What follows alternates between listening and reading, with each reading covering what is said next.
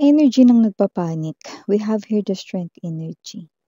Yung panic na, I don't know, there's a lot of greedy energy sa kanyang sarili. Parang selfish siya, makasarili yung dating niya. Yung panic niya, yung parang very concerned about himself or herself. O parang inuuna niya yung sarili niya dito sa sitwasyon na ito. I don't know, let me see.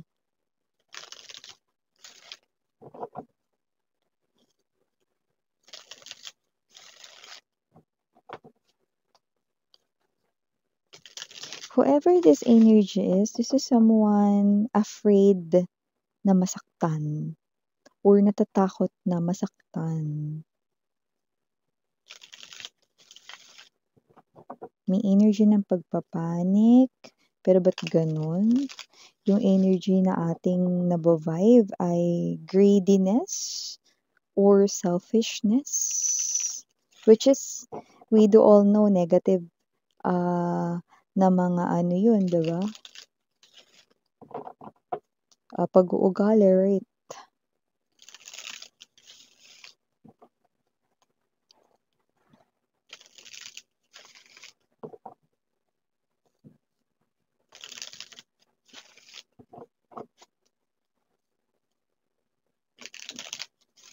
Yun. Nadali. So let us see.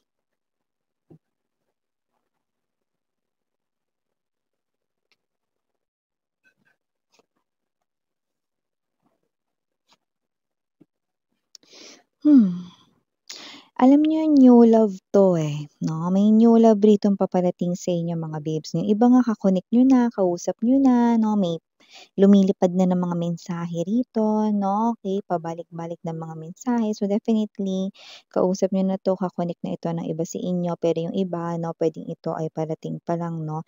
New love ito pero parang hindi ako mapalagay, 'no? So, let me see because new love ito pero parang hindi ko ito bet for you, you know? Yeah, kasi yung vibe or yung energy, 'di kaaya-aya. Shirayo, 'no? Ibig sabihin ayoko nito sa'yo. Yeah, look at that, we have here the devil told ya, guys. Okay, let me see.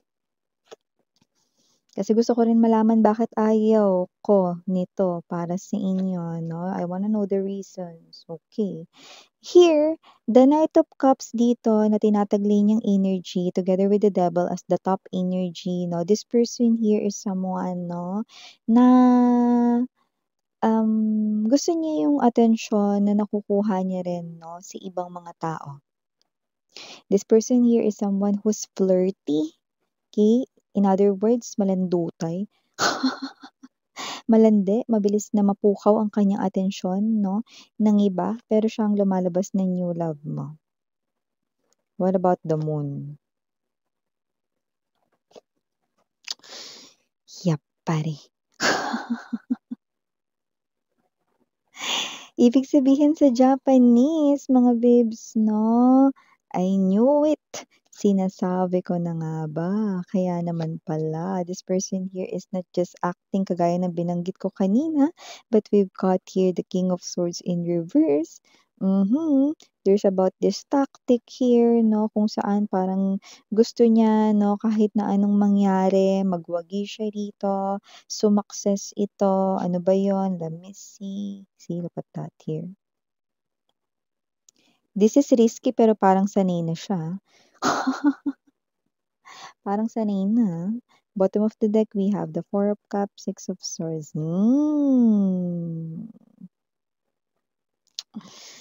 Okay. So that is why I don't like him or her for you, Nakshis. So hi and hello there collective, my name is Yan. Welcome new subscribers, returning Istam buyers. Thank you po sa inyong walang sawang love at support for me. At kung di niyo pa alam, meron pa tayong main channel, ang The High Priestess. Ang link niyan mga mahal nandyan sa description box ng reading na iti.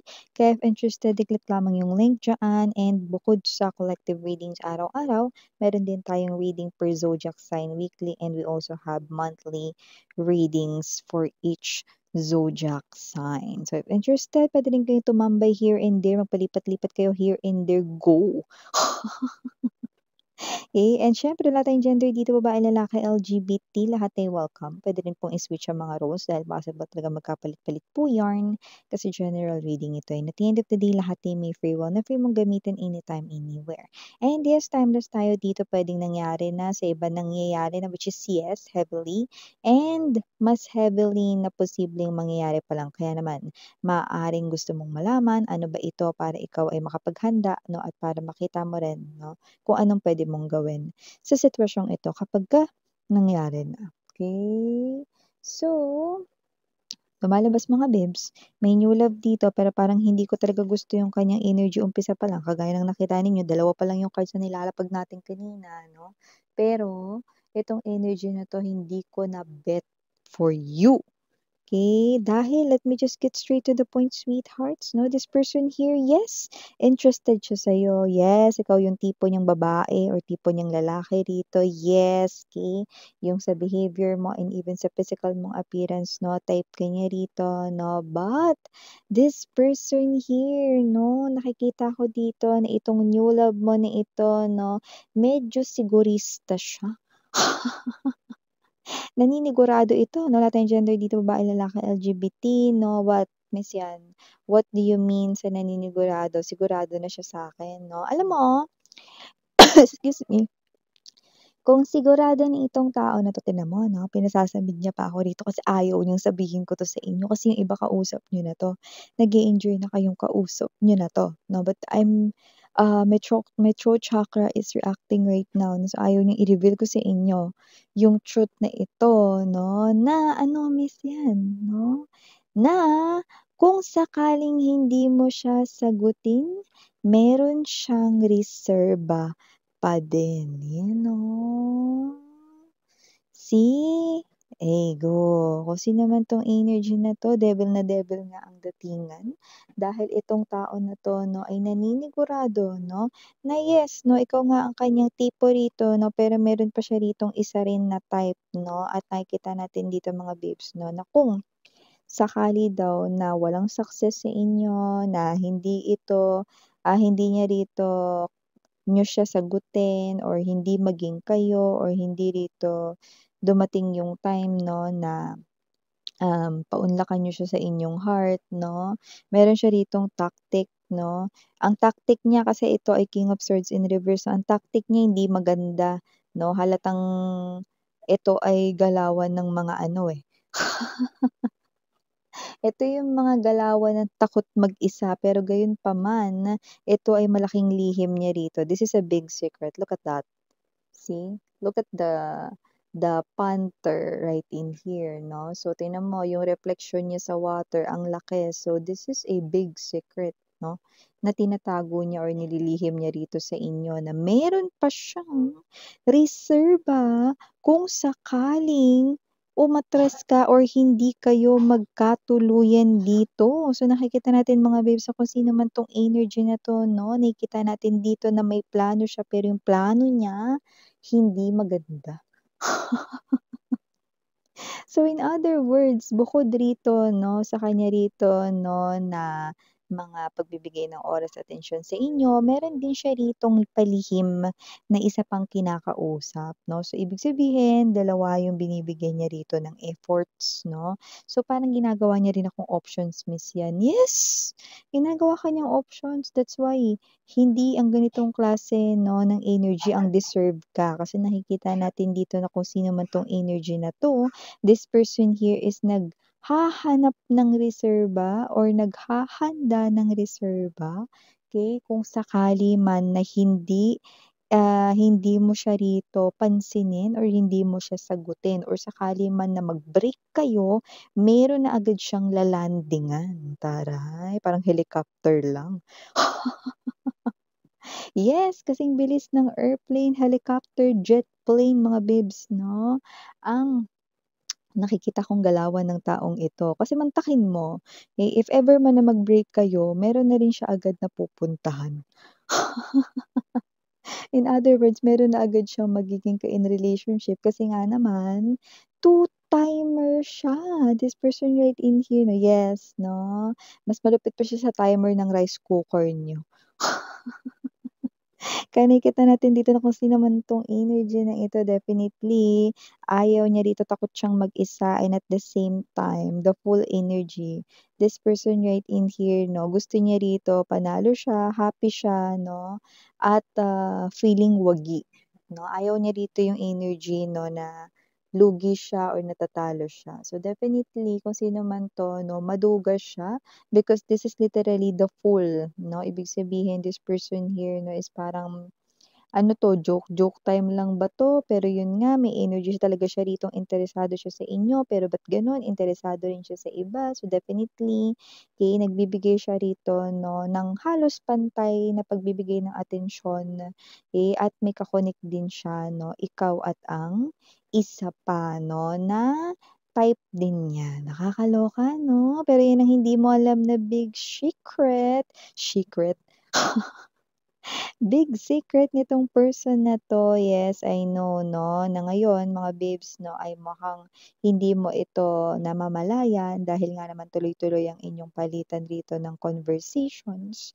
May communication kayo at itong tao na 'to 'no, ay nagbibigay rin naman talaga 'no, ng energy. So, hindi ko alam kung mabilis lang ba talaga siyang mag-type dahil kagaya nga ng sinabi ko sa inyo, sanay na siya sa ganitong mga klase ng galawan. So, posibleng pagka-send niya sa inyo ng mensahe 'no, nagta-type na rin agad siya ng mensahe para dun sa ise-send niya dun sa isa. Kaya naman hindi niyo namamalayan 'no, na may late na pagdating ng mensahe kasi puwedeng itong person na 'to 'no, ay keyboard master.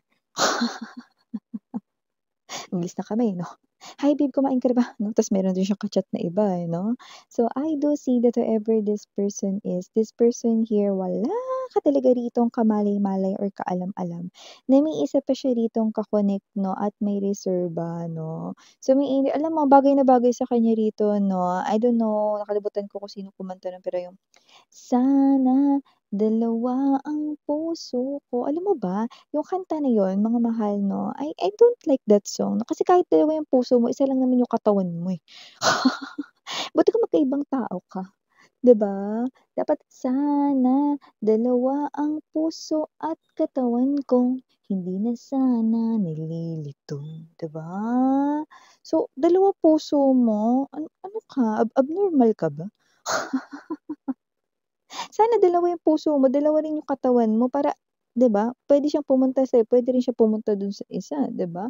Para hindi na magulo. Ay hindi, eh, nagiging mali dahil isa lang naman ang katawan niya rito, eh, 'di ba?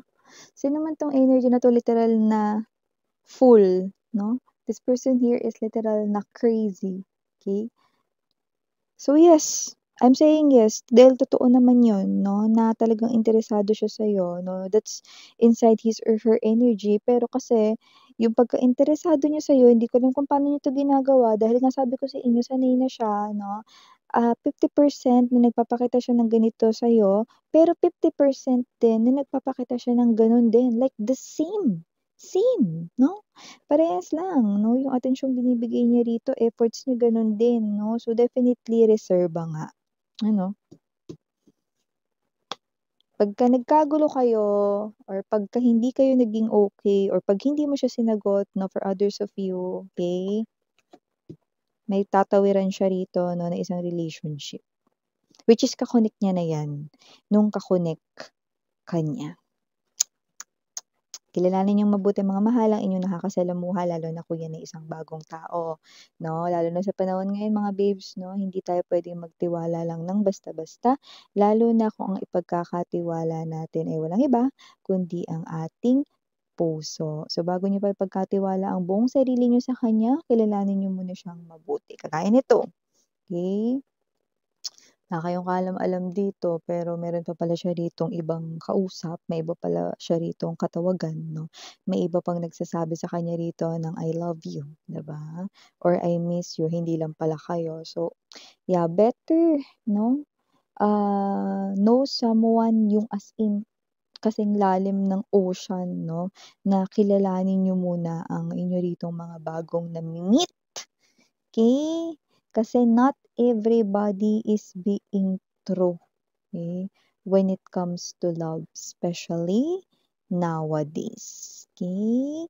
So, yeah, for the initials right in here, yes, we do have I'm not seeing capital letters 'no, pero we have here letters, we have Y, we have here N, okey, we also have here the A, I, S, T, K, J, L, and last but not the least, C. So yeah, these are all the messages you've got right here for you, sweethearts. Again, I'm your Yana on me for the girls and Yana Nuna for the boys. Sarang Heya, love and light. And yeah.